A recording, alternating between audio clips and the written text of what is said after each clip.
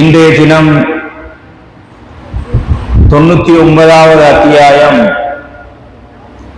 சூரத்து ஜில்சால் 8 வசனங்களை கொண்ட சூறாவை நாங்கள் பார்க்க இருக்கிறோம். இந்த சூரா மதனி வகையைச் சேர்ந்த ஒரு சூறாவாக இருக்கிறது. இந்த சூறாவுக்கு ஜில்சால் என்று பெயர் வைக்கப்பட்டிருக்கிறது. காரணம், முதலாவது வசனத்தில் அல்லாஹ் சுப்ஹானஹு வ தஆலா அந்த சொல்லை பயன்படுத்தி இருக்கிறார். இதா ஜுல்சிலத்தில் அர்து ஜில்சாலஹா. ஜில்சால் என்கின்ற சொல்லை முதலாவது வசனத்திலே அல்லாஹ் சுப்ஹானஹு வ தஆலா பயன்படுத்தி இருப்பதை நாங்கள் பார்க்கிறோம்.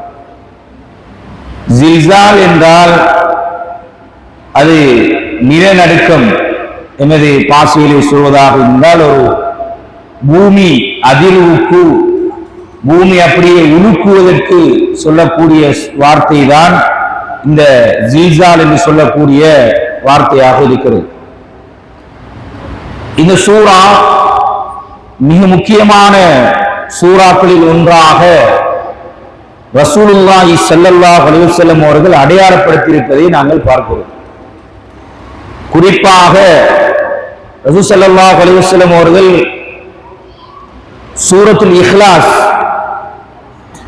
அதாவது குல் சூரா குல் ஹுவல்லாஹு அஹத் என்கின்ற சூராவுக்கு சொன்ன சிறப்பை போன்று இந்த சூரா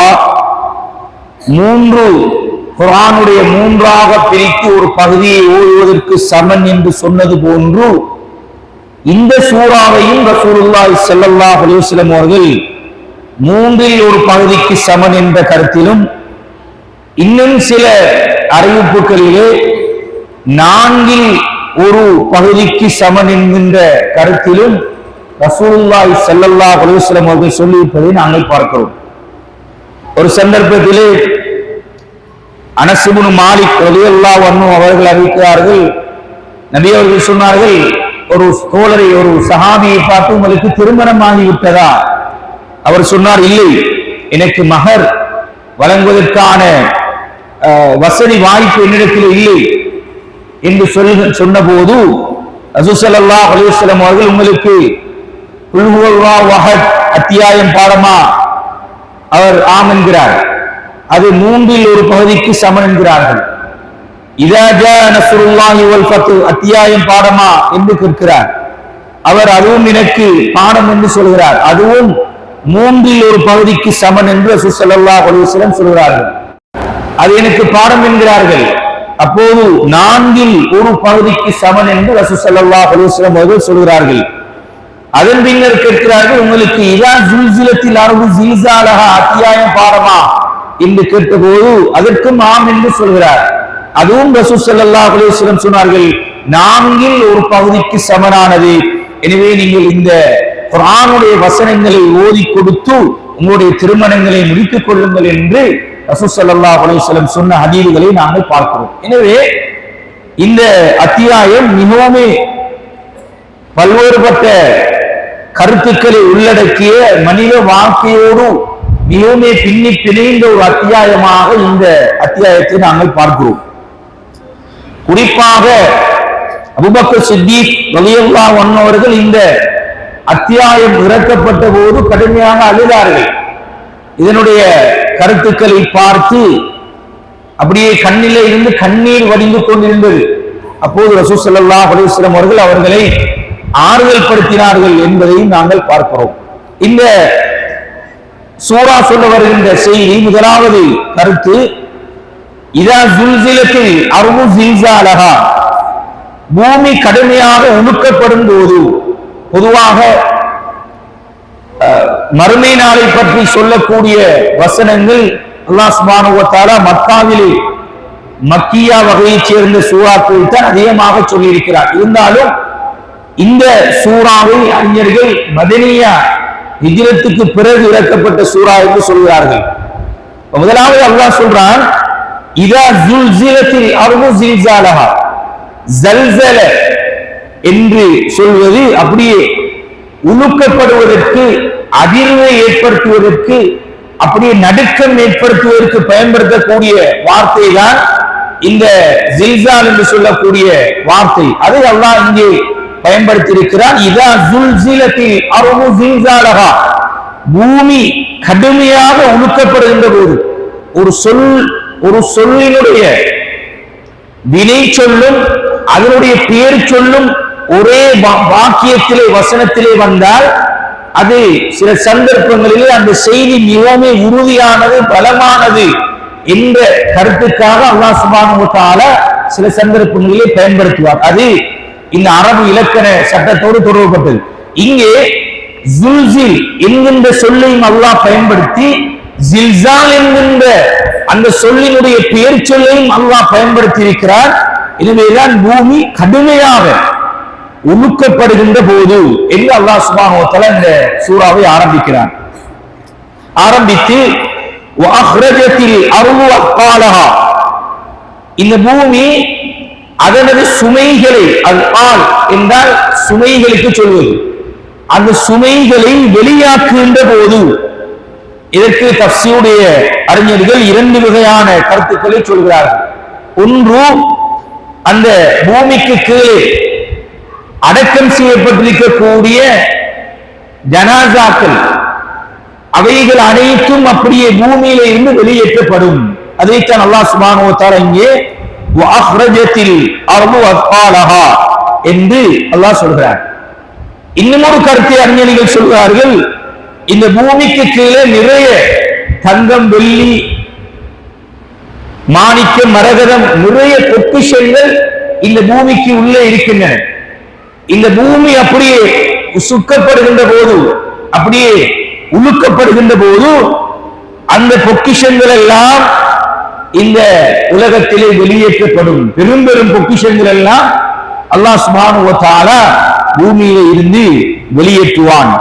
அப்போதுதான் வகான இன்சானு மாலஹா, மனிதன் சொல்லுவானா, இந்த மறுமை வாழ்க்கையை நிராகரித்து உலகத்திலே வாழ்ந்த மனிதன் என்ன நடந்தது, வகான இன்சானு மாலஹா, என்ன நேர்ந்து விட்டது என்று மனிதன் அப்பதான் நாணம் பிறக்கும் என்று அல்லாஹ் சுப்ஹானஹு வ தஆலா இந்த மூன்றாவது வசனத்திலே சொல்கிறார். இதிலே தஃசீருடைய அறிஞர்கள் சொல்கின்ற போது, இந்த பூமி அதனுடைய பொக்கிஷங்களை எல்லாம் வெளியேற்றுகின்ற போது, தங்கம், வெள்ளி, மாணிக்கம், மரகதம், இவைகளை வெளியேற்றுகின்ற போது உலகத்திலே பாவம் செய்தவர்கள், இந்த உலகத்துடைய பூமிக்காக, காணிக்காக, பொருளாதாரத்திற்காக, இந்த வெள்ளம், தங்கம், வெள்ளி போன்ற விடயங்களை அபகரித்துக் கொள்ள வேண்டும் என்பதற்காக, தங்களுக்கு சொந்தமாக்கி கொள்ள வேண்டும் என்பதற்காக உலகத்திலே களவெடுத்தவர்கள், பகைமை கொண்டவர்கள், மோசடி செய்தவர்கள், அநியாயம் செய்தவர்கள், குடும்ப உறவுகளை பிரிந்து வாழ்ந்தவர்கள், ஸல்லல்லாஹு அலைஹி வஸல்லம் இப்படியே தொடராக இந்த செய்திகளிலே நாம் அடக்கி கொண்டு சென்று விட்டு சொன்னார்கள், மனிதன் யோசிப்பானா, இந்த அற்பமான இந்த பொருளுக்காக வேண்டித்தானா நாங்க இப்படி உலகத்திலே நடந்து கொண்டோம், இந்த அற்பமான இந்த பொக்கிஷங்களுக்காக வேண்டிதானா நாங்க குடும்ப உறவுகளை பிரிந்தோம், சண்டை பிடித்தோம், களவெடுத்தோம், மோசடி செய்தோம், அநியாயம் செய்தோம், பொய் சொன்னோம், இப்படி மனிதன் சிந்திப்பான் என்று ரசூலுல்லாஹி ஸல்லல்லாஹு அலைஹி வஸல்லம் சொல்லிவிட்டு சொன்னார்கள், அந்த பக்கம் ஏறெடுத்தும் மனிதன் பார்க்க மாட்டான். கண்ணெதிரே, கண் முன்னே பல கோடிக்கணக்கான ரூபாய் பெறுமதியான, அந்த பெருமதியே சொல்ல முடியாத அளவுக்கான உலகத்துடைய பூமிக்கு அடியில் இருக்கின்ற பொக்கிஷங்கள் எல்லாம் அப்படியே கண் முன்னே கிடைக்கும். அப்போது இந்த மனிதன் அவைகளை ஏறெடுத்தும் பார்க்க மாட்டான் என்று ரசூலுல்லாஹி ஸல்லல்லாஹு அலைஹி வஸல்லம் அவர்கள் சொன்ன செய்தியை முஸ்லிம் என்கின்ற கிரந்தத்திலே நாங்கள் பார்க்கிறோம். கண்ணியமானவர்களே, அதைத்தான் அல்லாஹ் அடிப்படையாக சொல்கிறான், வஅக்ரஜத்தில் அர்து அத்காலஹா, மனிதா, இந்த உலகத்துடைய அற்பமான சுகத்துக்காக, அற்ப இன்பத்திற்காக நீ சண்டை பிடிக்கிறாய், நீ அதற்காக உன்னுடைய வாழ்க்கையை அழித்துக் கொள்கிறாய். அல்லாஹ்வுடைய கட்டளைகளை உன்னால் பின்பற்றுவதற்கு இவைகள் தடையாக இருக்கிறது. ஆனால் மறுமை வந்து விட்டால், இந்த பூமியை நாங்கள் உழுக்கி விட்டால், இந்த உலகத்துக்கு அடியிலே இருக்கின்ற பொக்கிஷங்கள் எல்லாம் அப்படியே வெளியேற்றப்படும். அதைத்தான் அல்லாஹ் சொல்கிறான், வஅஹ்ரஜத்தில் அர்து அத்காலஹா. அப்போது மனிதன் கேட்பான், வகாலல் இன்சானு மாலஹா, என்ன நடந்தது? இந்த பூமி நன்றாகத்தானே இருந்தது, இந்த பூமிக்கு என்ன நடந்தது என்று மனிதன் கேட்பான். சொல்லிவிட்டு அல்லாஹ் சொல்கிறான், யௌமைதின் துஹத்திது அஹ்பாரஹா. அந்த நாளில் அந்த பூமி அதன் செய்திகளை அறிவிக்கும். யௌமைதின், அந்த நாளில் துஹத்திது, பேசும். ஹத்தது என்றால் ஒரு ஆள் பேசுவதற்கு பயன்படுத்துகின்ற அரபு வார்த்தை. அந்த பேசுவதற்கு பயன்படுத்துகின்ற வார்த்தை தான் அல்லாஹ் இங்கே சொல்லியிருக்கிறார். அஹ்பாரஹா என்றால் செய்திகள், ஹபர் என்றால் ஒரு செய்தி, அஹ்பார் செய்திகள். அந்த நாளில் அந்த பூமி அதனுடைய செய்திகளை எல்லாம் பேச ஆரம்பிக்கும். தஃசீருடைய அறிஞர்கள் சொல்கிறார்கள், மனிதர்கள் உலகத்திலே செய்த நல்ல விஷயமும் இருக்கும், பாவமான விஷயமும் இருக்கும். பூமிகள் மறுமையிலே சாட்சியாக வரும். இந்த மனிதன் நன்மை செய்வதற்காக வேண்டியும் உலக நாலா பக்கங்களுக்கும் செல்கிறார். தீனுடைய காரியங்களுக்காக, மார்க்கத்துடைய விஷயங்களுக்காக பிரயாணம் செய்கிறான். ஊரை விட்டு ஊர் தாண்டி போகிறான், நாட்டை விட்டு நாடு கடந்து போகிறான், உலகத்திலே நாலா பக்கங்களில் போகிறான். இவர் போகக்கூடிய என்ன நோக்கத்திற்காக, இந்த தீனுடைய மார்க்க காரியங்களுக்காக இவர் போவாராக இருந்தால் அந்த பூமிகள் மறுமையிலே வந்து சாட்சி சொல்லும், பேசும். யௌமைதின் துஹத்திது அஹ்பாரஹா.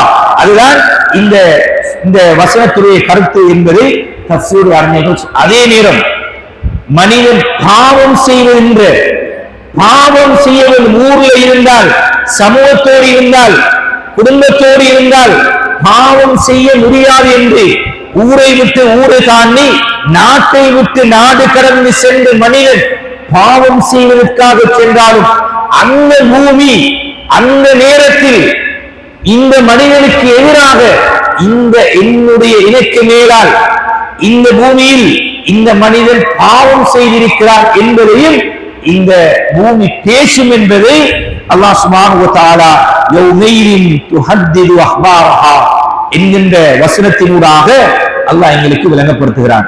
பிஅன்ன ரப்பக அவ்ஹாலஹா, இந்த பூமிக்கு அல்லாஹ், உங்களுடைய இரட்சகன் அல்லாஹ் அதற்கு கட்டளையிடுவான். நீ என்னென்ன எல்லாம் செய்ய வேண்டும். பூமி நாங்கள் ஏற்கனவே பார்த்தோம், சூரத்துல் இன்ஃபித்தார், சூரத்துல் இன்ஷிகாக், சூரத்துல் தக்வீர் போன்ற சூறாக்களுடைய விரிவுரையிலே நாங்கள் பார்த்தோம். இந்த பூமி எப்படி அப்படியே மஹ்ஷர் மைதானமாக மாறும், எப்படி இந்த பூமியுடைய எல்லா உலகத்தில் இருக்கிற எல்லாம் அப்படியே தரைமட்டமாக ஆக்கப்படும். இந்த வானத்துக்கு என்ன நடக்கும், பூமிக்கு என்ன நடக்கும், மலைகளுக்கு என்ன நடக்கும், கடல்களுக்கு என்ன நடக்கும், இதெல்லாம் நாங்கள் பார்த்தோம். அந்த செய்தியைத்தான் அல்லாஹ் இங்கே சொல்கிறார். அல்லாஹ்வுடைய கட்டளையின் பிரகாரம் அந்த மறுமை வந்துவிட்டால் அல்லாஹ்வுடைய கட்டளையின் பிரகாரம் இவைகள் எல்லாம் நடந்து கொண்டிருக்கும். சொல்லிவிட்டு அல்லாஹ் யௌமைதி யஸ்துருன் நாசு அஷ்காதல் லியரவு அமாலஹும், அந்த நாளில் அந்த மனிதர்கள் அவர்களது செயல்களை காட்டப்படுவதற்காக கூட்டம் கூட்டமாக வெளியேறுவார்கள். யௌமைதின், அந்த நாளில் யஸ்துருன் நாசு, மனிதர்கள் வெளியேறுவார்கள். அஷ்காதா, கூட்டம் கூட்டமாக அவர்கள் வெளியேறுவார்கள். அவர்களுக்கு அந்த அமல்கள் காட்டப்படும். இதையும் நாங்கள் ஏற்கனவே பார்த்திருக்கிறோம். மஹ்ஷர் மைதானத்திலே நாங்கள் எல்லோரும் ஆதம் அலைஹிஸ்ஸலாம் அவர்கள் தொடக்கம் மறுமை நாள் வரைக்கும் வரக்கூடிய அனைவர்களும் அந்த அல்லாஹ்வுக்கு முன்னிலையிலே நிற்க வேண்டும். எல்லோரும் நிற்போம். அல்லாஹ் சுப்ஹானஹு வ தஆலா கேள்வி கணக்கை ஆரம்பிக்க மாட்டான். அந்த நேரத்தில் 7 கூட்டத்துக்கு மாத்திரம் அல்லாஹ் அர்ஷுடைய நிழலை கொடுப்பான். அது அல்லாதவர்கள் ஒவ்வொருவர்களும் தங்களுடைய பாவ சுமைகளுக்கு ஏற்றாற்போல் அந்த வியர்வைகளினால் அப்படியே மூழ்கிக் கொண்டிருப்பார்கள். இந்த உலகத்திலே வாழ்ந்த அந்த சமூகத்தார்கள் ஒவ்வொருவர்களும் இந்த அல்லாஹ்விடத்திலே பரிந்து பேசுமாறு எல்லா நபிமார்களிடம் செல்வார்கள். இறுதியாக எல்லோரும் மறுத்து விடுவார்கள். நபி அவர்களிடத்திலே வந்து இந்த கேள்வி கணக்குகளை ஆரம்பிக்குமாறு அல்லாஹ்விடத்திலே பரிந்து பேசுங்கள் என்று சொல்வார்கள். ரசூல் ஸல்லல்லாஹு அலைஹி வஸல்லம் அவர்கள் அல்லாஹ்வுக்கு முன்னால் சுஜூதிலே விழுவார்கள். அல்லாஹ் சுப்ஹானஹு வ தஆலா அப்பதான் நபியோடு பேசுவான், தலையை உயர்த்துங்கள், நீங்கள் பரிந்துரை செய்யுங்கள், அது ஏற்றுக்கொள்ளப்படும் என்று ரசூலுல்லாஹி ஸல்லல்லாஹு அலைஹி வஸல்லம் மறுமையை பற்றி சொன்னார்கள். அந்த கேள்வி கணக்கு ஆரம்பிக்கப்படும் போது மனிதர்களுடைய அவர்கள் செய்த எல்லா செயற்பாடுகளும் பேசிய எல்லா விஷயங்களும் மறுமையிலே கொண்டு வரப்படும், பட்டோலைகளாக எழுத்து வடிவில் கொண்டு வரப்படும். சகலதும் எழுத்து வடிவில் கொண்டு வரப்படும். அதைத்தான் அல்லாஹ் சொல்கிறான், மனிதர்கள் கூட்டம் கூட்டமாக அவர்களுடைய உலகத்துடைய செயற்பாடுகள் எல்லாம் அவர்கள் கண்டுகொள்வார்கள். நல்லது செய்திருந்தாலும் கெட்டது செய்திருந்தாலும். இதிலே சஹாபாக்கள் பயந்த மிக முக்கியமான இறுதி வசனம் தான் இந்த அபூபக்கர் சித்திக் ரலியல்லாஹு அன்ஹு அவர்கள் கூட, சுவர்க்கத்தை கொண்டு நன்மாராயம் சொல்லப்பட்டவர்கள் கூட பயந்த வசனம் தான் இந்த 7வது 8வது வசனம். அல்லாஹ் கடைசியாக முடிக்கிறான், فَمَن يَعْمَلْ مِثْقَالَ ذَرَّةٍ خَيْرًا يَرَهُ وَمَن يَعْمَلْ مِثْقَالَ ذَرَّةٍ شَرًّا يَرَهُ. அல்லாஹ் முடிக்கிறான், இந்த உலகத்திலே மனிதன் அணுப்பிரமாணம் அணுவளவேனும் நன்மை செய்திருந்தால் அதனையும் அவர் கண்டுகொள்வார். وَمَن يَعْمَلْ مِثْقَالَ ذَرَّةٍ شَرًّا يَرَهُ. ஒரு அணுவளவேனும் தீமை செய்திருந்தாலும் அதனையும் அவர் கண்டுகொள்வார் என்று அல்லாஹ் சுப்ஹானஹு வ தஆலா இந்த வசனத்தை முடிக்கிறார். கண்ணியமானவர்களே, உலக வாழ்க்கையில் ரசூல் ஸல்லல்லாஹு அலைஹி வஸல்லம் இந்த வசனங்கள் இறக்கப்படுவதற்கான சில காரணங்களை சஹாபாக்கள் சொல்லும் போது சொன்னார்கள், யாசகம் கேட்டு வருகின்ற போது அவர்களுக்கு நாங்கள் கொடுப்பதற்கு எதுவுமே இல்லை என்ற நிலையில் இந்த அற்பமான இந்த தொகையை நாங்கள் கொடுக்கலாமா என்று எங்களுக்குள் நாங்கள் அருவருக்கப்பட்டு எங்களிடத்தில் ஒன்றும் இல்லை என்று நாங்கள் அனுப்பிவிடுகிறோம். இந்த சந்தர்ப்பத்தில் தான் அல்லாஹ் சுப்ஹானஹு வ தஆலா இந்த வசனத்தை இறக்கினான். நீங்கள் அப்படி நினைக்க வேண்டாம், நீங்கள் ஆக சொற்பமான அற்பமான ஒன்றை நீங்கள் கொடுத்தாலும் அதுவும் நன்மையாக மறுமையிலே வரும் என்பதைத்தான் அல்லாஹ் சுப்ஹானஹு வ தஆலா இந்த சந்தர்ப்பத்திலே சொல்கிறார். இதற்காகத்தான் ரசூல் ஸல்லல்லாஹு அலைஹி வஸல்லம் சொன்னார்கள், நீங்கள் ஒரு பேரீச்சம் பழத்தினுடைய ஒரு சிறு துண்டையேனும் தர்மம் செய்து நரக நெருப்பிலே இருந்து நீங்கள் விடுதலை பெற்றுக் கொள்ளுங்கள். நாங்கள் சில நேரம் இது ஒரு நன்மையா, இது ஒரு அற்பமான விஷயம் தானே என்று நாங்கள் கருதுவோம். ஆனால் அல்லாஹ்விடத்திலே மிகப்பெரிய பன்மடங்கான நன்மையாக கொண்டு வரக்கூடியவைகள் தான் இந்த நாங்கள் செய்யக்கூடிய சிறு சிறு அற்பம் என்று கருதி செய்யக்கூடிய நன்மைகள் என்பதை ரசூலுல்லாஹி ஸல்லல்லாஹு அலைஹி வஸல்லம் சொல்வார். எந்த அளவுக்கு சொல்கிறார்கள் என்றால், ஒரு யாசகர் எங்களிடத்திலே வருகின்ற போது எங்களிடத்திலே கொடுப்பதற்கு ஒன்றுமே இல்லை என்றாலும் கூட அவருக்கு நல்ல வார்த்தையை சொல்லி அனுப்புவது அதுவும் நன்மையாக மறுமையிலே வந்து நிற்கும் என்று சொன்னார்கள் ரசூலுல்லாஹி ஸல்லல்லாஹு அலைஹி வஸல்லம் அவர்கள்.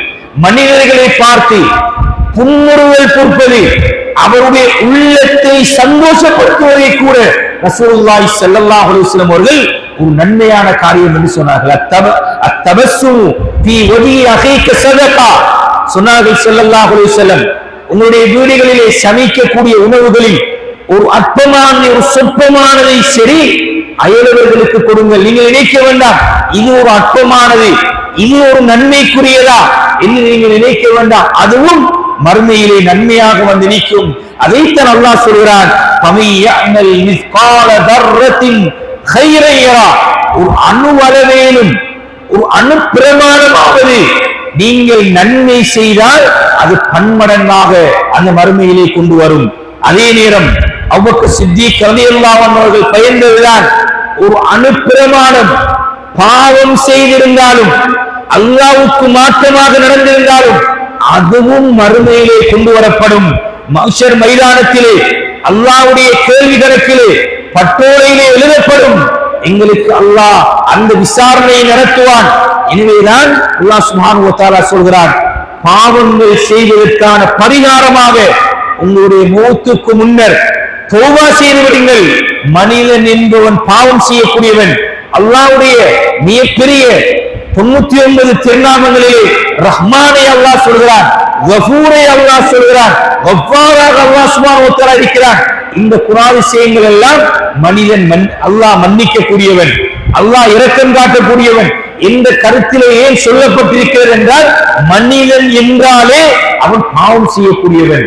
எனவே மௌத்துக்கு முதல், மரணத்துக்கு முதல் நாங்கள் அற்பமான பாவமாக இருந்தாலும், சொற்பமான பாவமாக இருந்தாலும், சில நேரம் இது ஒரு பாவமா என்று கூட கருதாமல் நாங்கள் செய்திருந்தாலும் நாங்கள் மன்னிப்பை கேட்டுவிட வேண்டும். இல்லாத போது அது தனியான விசாரணையாக மறுமையிலே எங்களிடத்திலே வரும், கேட்கப்படும் என்பதைத்தான்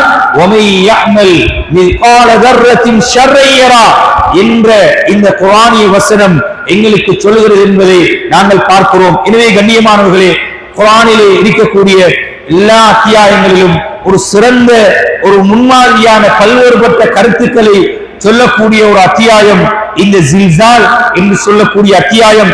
இதனை ஓதுகின்ற போது நாங்கள் இந்த கருத்துக்களை விளங்கி அல்லாஹ்வுக்கு முன்னால், குறிப்பாக மறுமையிலே நாங்கள் எல்லோரும் விசாரணை செய்யப்படுவோம், கேள்வி கேட்கப்படுவோம். நன்மை செய்திருந்தாலும் அதனுடைய பயனையும் நாங்கள் அடைந்து கொள்வோம், பாவம் செய்திருந்தாலும் அதற்குரிய தண்டனையும் எங்களுக்கு இருக்கிறது என்கின்ற அந்த உணர்வோடு மௌத்துக்கு முதல், எங்களுடைய சக்கராத் வருவதற்கு முதல் நாங்கள் பாவ மன்னிப்பை தேடிவிட வேண்டும். அதுதான் இந்த சூரா எங்களுக்கு கற்றுத்தருகின்ற மிகப்பெரிய பாடமாக இருக்கிறது. எனவே அல்லாஹ் சுப்ஹானஹு வ தஆலா இந்த குர்ஆனுடைய வசனங்களை விளங்கி அறிந்து எங்களுடைய வாழ்க்கையிலே அமல் செய்வதற்கு அல்லாஹ் தௌஃபீக் செய்வானாக. வ ஆகிர் தஅவானா அல்ஹம்துலில்லாஹி ரப்பில் ஆலமீன். அஸ்ஸலாமு அலைக்கும் வ ரஹ்மத்துல்லாஹி வ பரகாத்துஹு.